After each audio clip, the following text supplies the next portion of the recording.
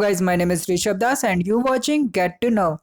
Russia के टास article में यह बताया गया कि रशिया ने कैसे यूएस नेवी के जो वॉरशिप्स हैं उन्हें बहुत तेजी से खदेड़ा है। अब रशिया ने इसका वीडियो भी बना लिया था।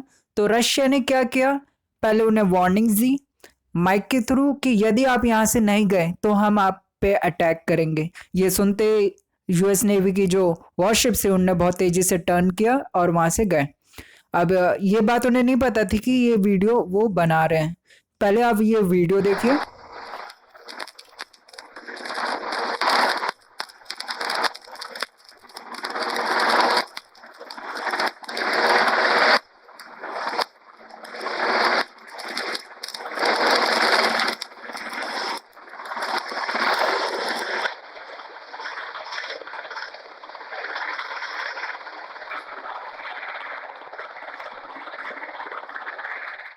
वीडियो में देखा कि रशिया ने कैसे यूएस नेवी की जो वॉरशिप्स हैं उन्हें खदेड़ा है।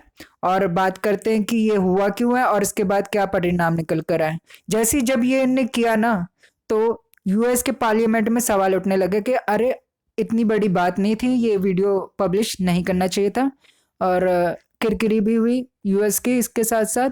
अब क्या हुआ कि रशिया ने ये जैसे ही अपने सोशल मीडिया में पब्लिश किया, ट्विटर में पब्लिश किया, तो क्या हुआ कि लोगों ने यानकी गो होम का नारा लगाना शुरू कर दिया। आप पोस्टर भी देख सकते हैं, ये पोस्ट कर रहे हैं यानकी गो होम। यानकी का मतलब होता है अमेरिकन, चिढ़ाने वाले लहजे पे किया गया यानकी गो होम। तो ये देख के अब अमेरिका भी अब तिलमिला उठा है, क्योंकि उसने ये सोचा नहीं था कि ये सब भी हो सकता है, कि इतनी बड़ी बेइज्जती हो सकती है। तो ये जगह अगर बात करें कि हुआ किधर है, तो ये हुआ है सी ऑफ जापान में। ये आइलैंड काफ़ी पुराना है। इस आइलैंड को कुरकिल आइलैंड कहा जाता है। वैसे अगर बात की जाए, जब सेकंड वॉर हुआ था, जब यूएस ने अपना न्यूक्लियर बॉम्ब जापान में गिराया था और जापान पूरी तरीके से तबाह हो चुका था, उनकी पावर्स जो थी सोल्जर्स की, उनकी मिलिट्री सब कमज़ोर पड़ चुकी थी, तब क्या हुआ, तब रशिया ने वॉर डिक्लेयर कर दिया था किसके ऊपर, जापान के ऊपर। और उसके बाद जापान वैसे कुछ कर नहीं सकता, तो तब रशिया ने इस आइलैंड को हथियाया था। तो उसके बाद जापान ने इस बात को कभी नहीं भूला और ये इस चीज़ को ये कहते हैं कि ये हमारा ही आइलैंड है, इसने रशिया ने ये जानबूझ के लिया है। तो अब बात करते हैं कि अमेरिका यहाँ पे क्यों आ रहा है। तो अगर बात करें तो अलाई है जापान अमेरिका का, दोनों एक दूसरे के।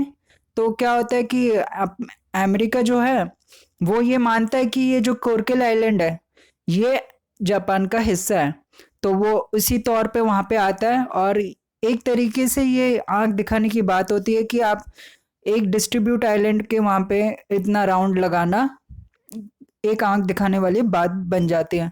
तो ऐसा होने के बाद क्या होता है कि रशिया अपने जो उनकी नेवीज है बहुत एक्टिव रहती है। आपने अगर देखा होगा कि यूके ने भी अपनी शिप्स भेजी थी, वॉरशिप्स। तो तब क्या हुआ था कि रशिया ने अपने फाइटर जेट और वॉरशिप्स सब एक्टिवेट कर दिए थे और उनके इर्द गिर्द घूम रहे थे। तो बाद में क्या हुआ था, उनको वार्निंग दी और ये भी कहा कि अगर आप नहीं गए तो हमारा जो मिसाइल हम दागेंगे वो कभी नहीं चुकेगा। तो ये सुनते वहाँ से गए। और दूसरा रीज़न ये है कि हाल ही में कुछ ही हफ्तों में क्या हुआ है कि रशिया ने अपने मिसाइल्स डिप्लॉय किए हैं यूरोप कंट्रीज के पास में। अब इसको लेके बहुत बड़ा विवाद है। यूरोप कह रहा है कि आपने उल्लंघन किया है ट्रीटी का, और यूएस के जो स्पेशल एनवॉय है उनने भी ये बात कहा है कि जो रशिया कर रहा है ये बहुत वॉलेट है, ये ट्रीटी का उल्लंघन है, ऐसा उन्हें नहीं करना चाहिए। इसके बाद रशिया ने क्या किया, तब उनने कंपनीज है जो यूएस की, उन पे साइबर अटैक्स करना शुरू कर दिए। अगर आप बात करें ना वॉरफेयर के बारे में, इंफॉर्मेशन वॉरफेयर के बारे में, तो रशिया और चाइना ये दोनों नंबर 1 है।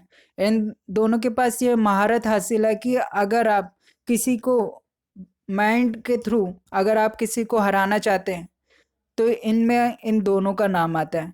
ये अपने जो नागरिक हैं इनके ऊपर इतना दबाव बना देते हैं, इनको इतना उत्साहित कर देते हैं। अपना जो बात रखनी होती है ये कह देते हैं, तो इससे क्या होता है कि एक माहौल बन जाता है जिसके कारण ये इंफॉर्मेशन वॉरफेयर का अंजाम दे सकते हैं।